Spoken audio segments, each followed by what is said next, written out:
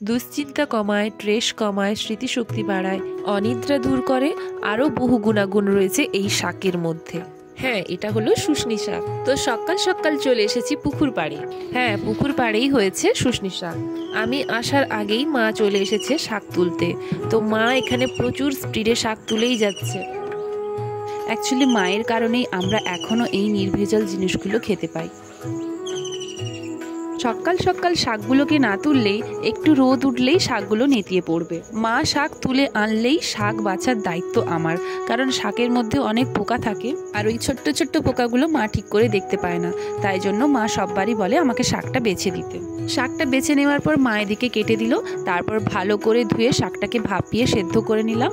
তারপর একে একে পেঁয়াজ কুচি, শুকনো লঙ্কা, রসুন কুচি দিয়ে নেড়ে ভাপানো শাকটাকে দিয়ে দিলাম। তারপর অল্প চিনি ছড়িয়ে দিলাম। ব্যাস, শুশনি শাকের ভাজা কমপ্লিট। আজ তবে আসি, টাটা।